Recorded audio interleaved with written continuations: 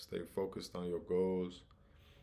Remember that sometimes things may not go the way you want them to, but it's going just the way it's supposed to. You got just what you need. Keep building, keep creating, and allow yourself to receive. Okay. And one of the things that I was gonna do today is read y'all a short passage from this book called Shakti, by Vanamali, I believe.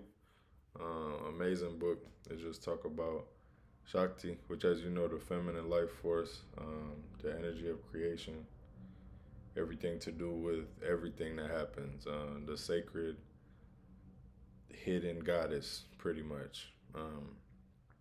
Definitely research it if you are interested. All right, so it starts off with like a prayer. Salutations to Devi Narayani. Salutations to Devi Narayani, who is blessed with every felicity, filled with auspiciousness, able to accomplish everything, who is the protectress, the three-eyed Gauri. Okay. So the Sanskrit word pra means exalted. Oh, by the way, this chapter is called Prakriti. Prakriti. The Sanskrit word pra means exalted, superior, or excellent, and the word kriti means creation. So the Divine Mother is known as Mula Prakriti. Since she is the supreme creator of the world, Prakriti is the eternal matrix from which all the components of reality have sprung. She is the point in the center of the ocean of energy that is the ultimate source of all the energetic fields that Western science knows, like gravity, the electromagnetic field, and so on. Tantric philosophy calls this point the Divine Mother, Devi Prakriti, or Parashakti. She is the very source of the subtle dimensions of reality that our physical senses can never perceive. All creation is made up of combinations and permutations of the three gunas, or essential qualities of Prakriti. The gunas are sattva, rajas, and tamas. Her name correlates directly to these qualities, with pra denoting sattva, kri denoting rajas, and ti denoting tamas. These gunas are found in all aspects of creation. They are the qualitative building blocks of creation. Without them, the universe and its inhabitants would have no qualities. Tamas has the ability to distort reality, Rajas to veil reality, and Sattva to allow it to be seen, though dimly. If we employ the terms used in physics, we can say that Tamas is the quality of inertia, Rajas of kinesis, and Sattva of equilibrium. Tamas, Rajas, and Sattva correspond to different colors. According to Indian thought, Tamas is black, Rajas red, and Sattva white. Black, red, and white. That alchemical, the red and the white, and then the black. Negredo, albedo, rubido, negredo, albedo. Is that what it's called? The alchemical transformation, the sulfur, the what is it? What is that shit? The salt. Yeah, the salt, the sulfur, and the mercury. You dig? On me. Or water, fire, air. Or body, soul, spirit. You feel me? It's all describing the same thing. And they even have deities and different divine entities that represent this as well, like the different aspects. So let's see. Where was I? Tamas black, Rajas red, and Sattva white. These are the colors of the Divine Mother herself. Kali is black, Lakshmi red, and Saraswati white. Prakriti is known as Mahamaya, or the Great Deluder. But her Maya, or power of illusion, has two aspects, Vidya Maya and Avidya Maya. Vidyamaya is the power of the goddess to dispel illusion by illumining our intellect through knowledge of reality. It is omnipotent. It is omnipotent, omnipotent, and omniscient, and is capable of revealing the Brahman, which is Prakriti's receptacle. Remember, she is known as Para Brahma Swarupini, or the very form of the Brahman. Avijja Maya is the goddess's power to veil. So she got unveiling and veiling. Okay. Avijja Maya is the goddess's power to veil, by which she binds the immortal soul to the mortal frame of the body. To veil. Avijja Maya is her power to veil, by which she binds the immortal soul to the mortal frame of the body. The three gunas form the very essence of the Divine Mother's Avijja Maya. Through Avijja Maya, the Supreme Self is reflected in the individual as the Jiva or Jivat Man, the embodied soul that has forgotten its original pristine state.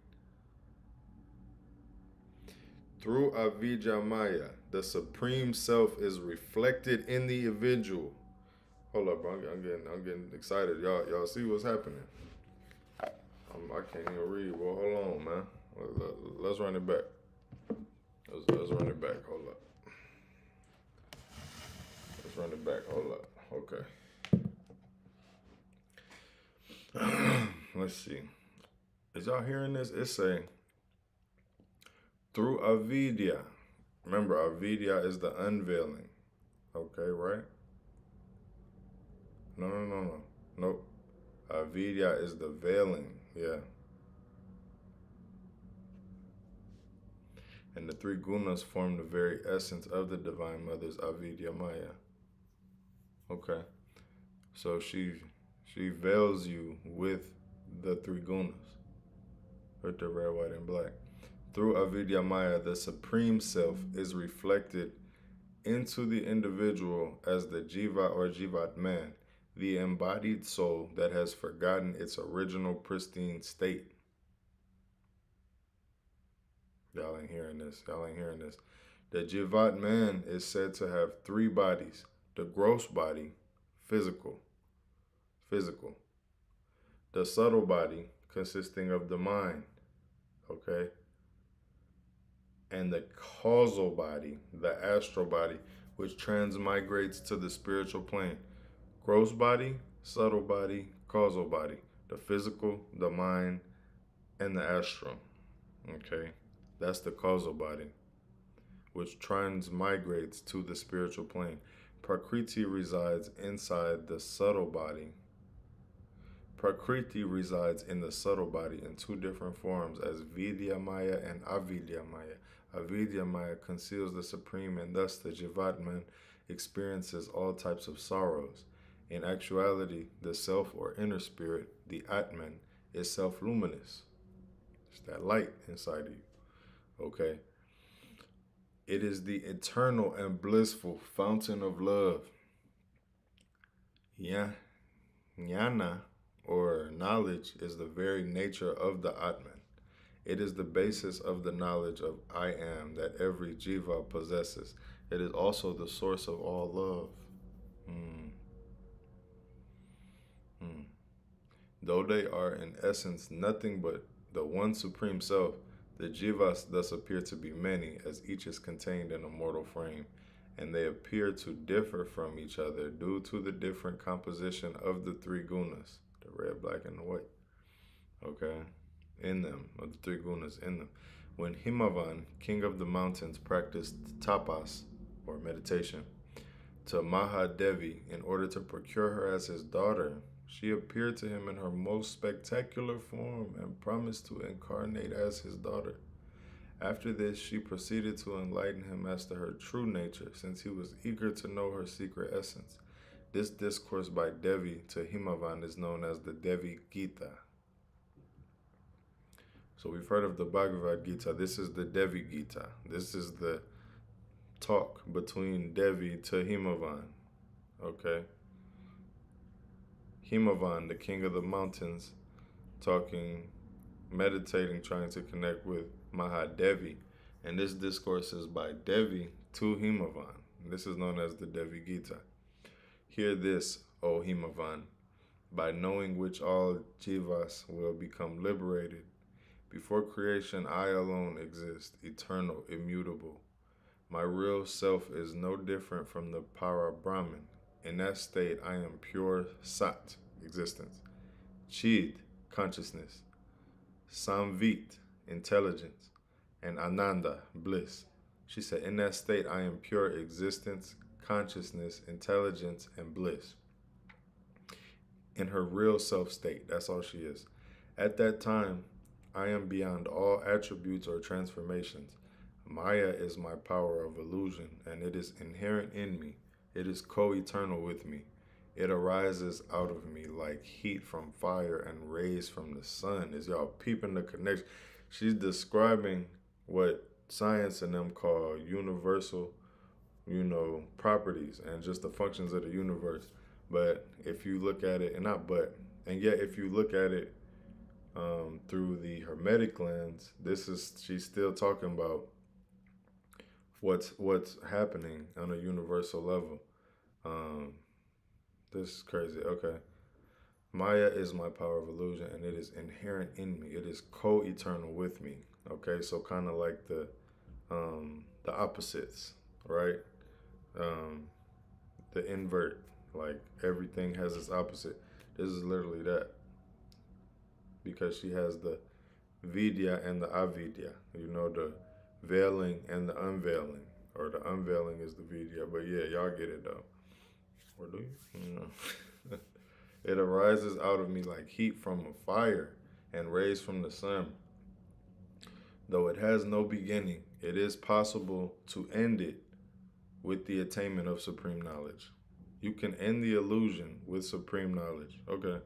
So what that mean? Maya, illusion, can be called neither existent nor non-existent. If it existed eternally, there would be no liberation for the jiva. But if it were not present at all, the practical world would not exist. We're talking about our world that we in right now, which, is not real. The world of illusion. Another day in the apocalypse, okay?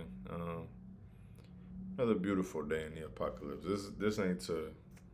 Nobody should feel... I don't think nobody should feel, worked up and sad about it. And if you do that, that's just what it is, man. You just feel how you feel, but...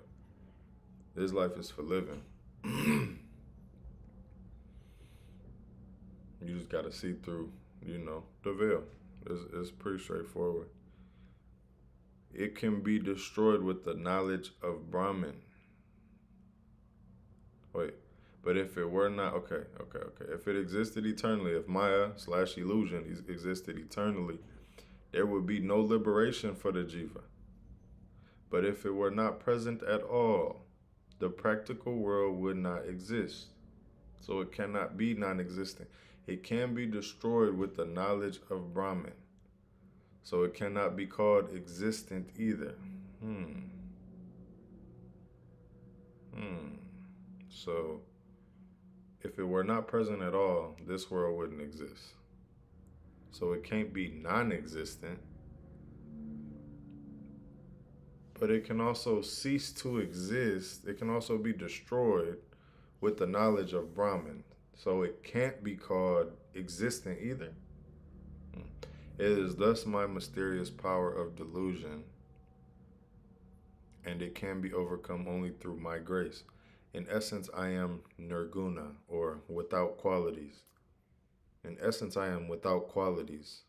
But when I relate myself to avidya maya, the veiling, I become saguna. I become endowed with qualities.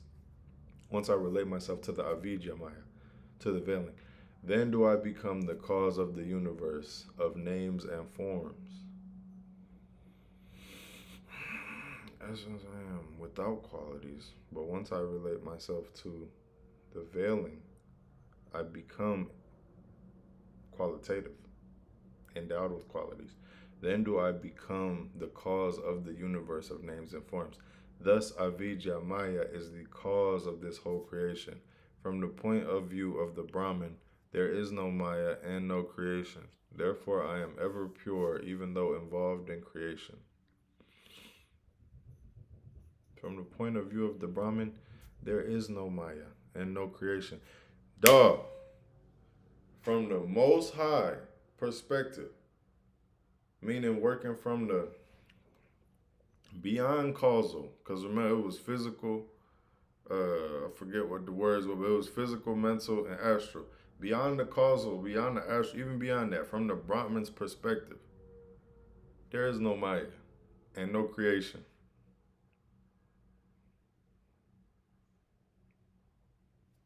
There is no Maya. There is no illusion and no creation. From their perspective, only once one has gained that, attained that, realized that level. Because it's within everybody, for real. But, I mean, everybody not going to find the gold or whatever you want to call it. Therefore, I am ever pure, even though involved in creation, just as the sun's rays are not defiled by illumining dirty objects. Who's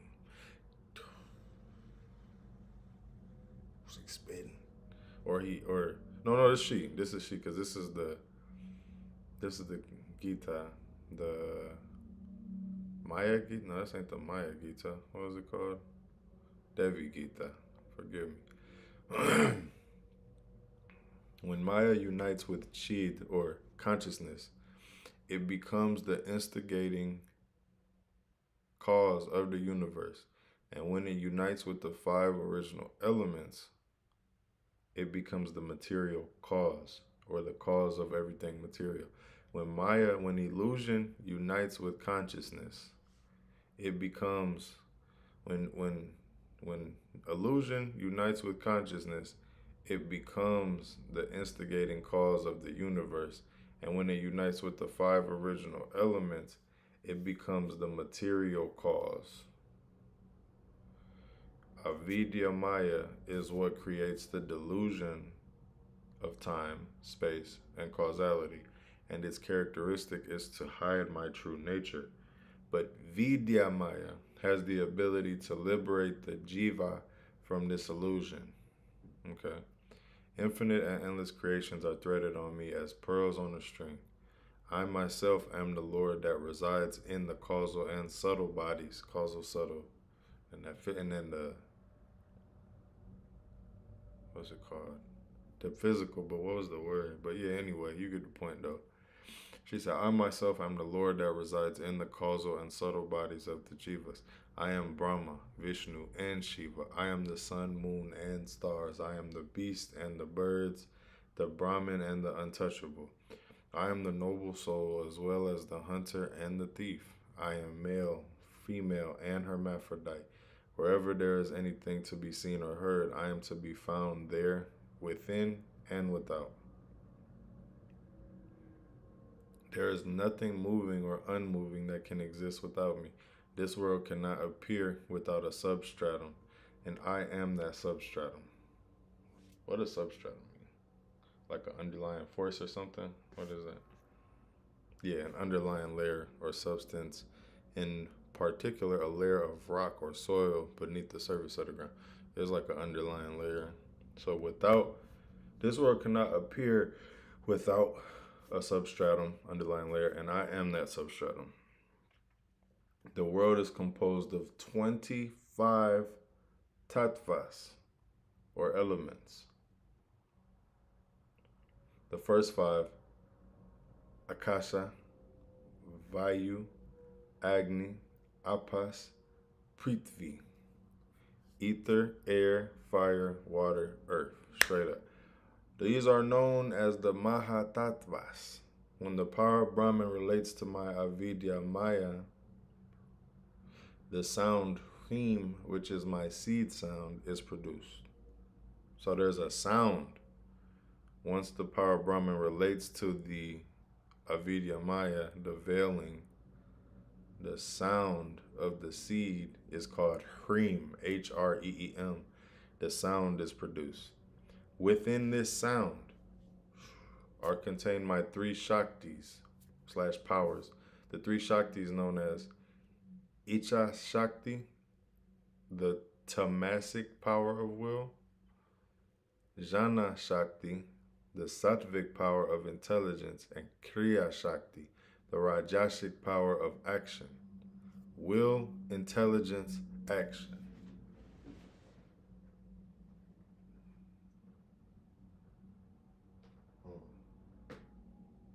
This is making me think about. I'll finish, but then I'll tell you what I'm thinking about. Let's see. So the tamasic power of will, the sattvic power of intelligence, and the rajasic power of action. These three are absolutely essential for creation. The sound hrim, which denotes me, the Adi Shakti or the first force, who is of the nature of the Brahman and is known as Para Brahma Swarupini, is the 25th tattva. The rest of the 24 tattvas come out of it. Okay. That was the end of the Devi Gita. Um, that was the end of at least the excerpt from it that they put in the book. So here's what I'm going to say. All of these different cultures and different, like, just systems of spiritual learning and knowing are not even eerily similar. It's like it's talking about the same stuff.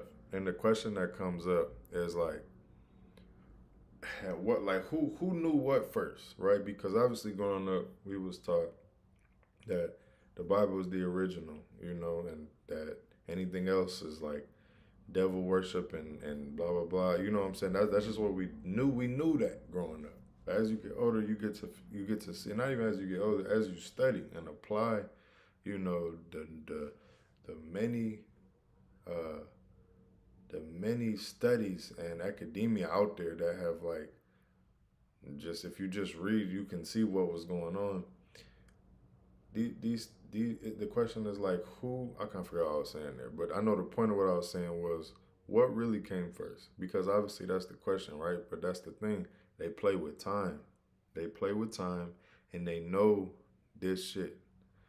And I'm not saying trying to say this is the first or this is the original, but it's closer to it. Especially when you get to looking at that, you know, this ain't Sufi, but like that type of stuff. When you get to going back to them ancient teachings, they were still talking about things that science is still finding out today. And science is in a way confirming that they were right about shit that they should have no idea, as far as if you go by uh like the white man, for lack of a better term, if you go by his methods of measuring like how far a society advanced should be, how far advanced society should be. If you go by that, they shouldn't know none of this. But that's what should let you know there is much more than what we've been told. And by much more comes with fear, because there's an unknown. If there's more than what we've been told, if there's much more, that means all this outside of here is unknown. And when you get to dealing with unknown, you deal with fear. And fear make you turn away, make you run away. It's fight or flight, right? But that's something else they told us. Fight or flight. What about doing nothing? You know what I'm saying? What about removing fear from the equation?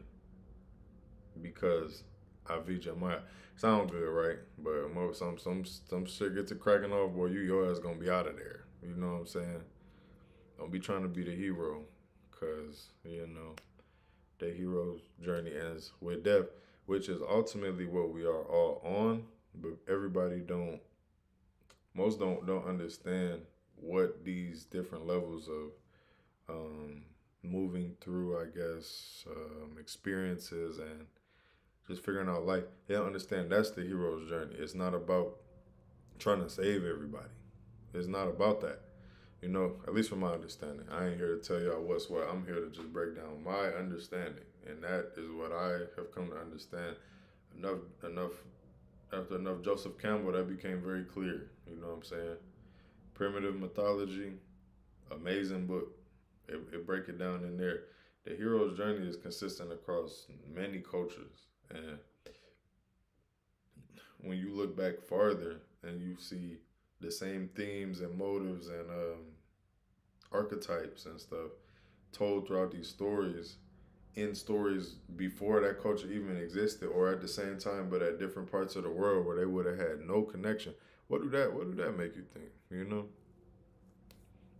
'cause this is interesting. But what I was about to say, when they talk about this tamasic powers of will, the sattvic power of intelligence, and the rajasic power of action. Look at that: will, intelligence, and action. Okay, will, intelligence, and action.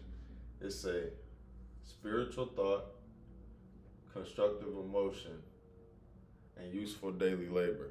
Now, I got those from a book called The Lost Keys of Freemasonry by Manly P. Hall. Um, and in there, he talking about obviously masonry, which is just the building blocks of reality. Like the ones who really made everything, obviously, is where masonry come from, which is itself what masonry is. I said masonry, but y'all get what I'm trying to say. If you know, if you know, you know. Like masonry is literally building with stones. You know, cutting stones and building. And the stone that the builder refused is you. But in that book, he giving you the full breakdown of the people um, responsible for the death, or who and what was responsible for the death of Hiram Abiff, King Solomon's master builder. Also a Moor, a black man. And it keep telling you, keep seeing these recurring themes. Black, obviously, Black's Law Dictionary, and you get to understand what that means. Obviously, that means dead, but it's all about perspective from which you coming at this shit with. And black has held a much more significant meaning beyond the law attached to it in the, 1700s or whatever the fuck. You know what I'm saying? But basically, in the book, bro talking about, um, spiritual thought, spiritual thought, constructive emotion, useful daily labor. Okay, and they kind of sound like these to me. It's not the same, but it's talking about similar shit. And the whole Masonry shit is built on other older ancient spiritual systems, but they've just let me not speak on all of them, like I just know, but nigga, in general, this where your shit coming from. So it's not, you know, it's not too far off. Like all this shit is rooted in ritual.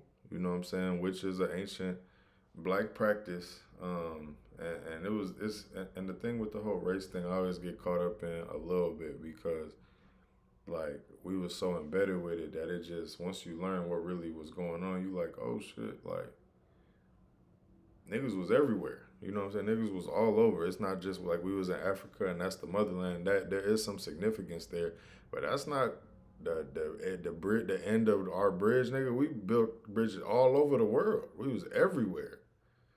All right, niggas was everywhere, bro. Like to this day, even in Japan, some of this stuff I'm starting to see pop up online and stuff. Like the truth is really out there. At this point, it's just what do you choose to consider your reality, you know?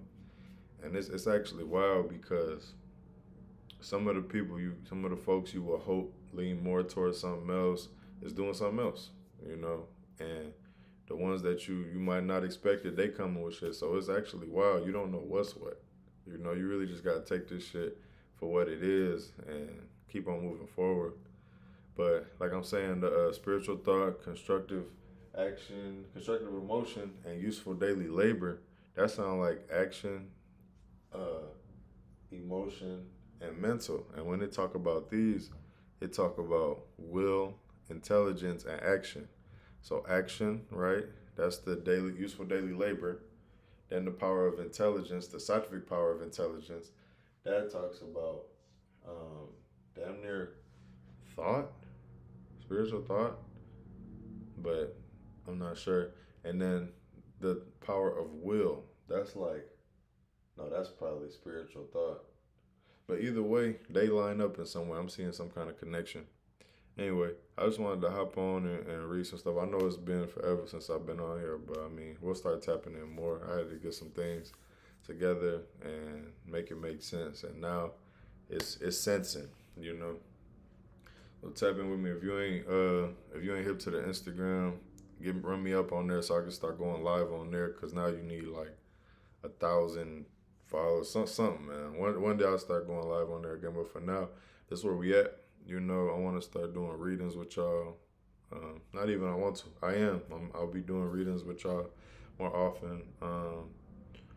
Maybe even full books sometimes. But I really just want to share things that stood out to me, and hopefully this get out to the right community, and you know I can hear some of what y'all getting from it, so we can bounce back and forth. But in the meantime, just keep doing what you're doing. Just keep doing, keep on living, and focus on what helped you. You know what I'm saying? Grow that light. Um, One of the things I end with right here is this. This Maya Angelou. You know what I'm saying? Straight out the boule, man. Straight out the boule. No, but shout out to Sister Maya Angelou, man. She said, people will never forget how you made them feel.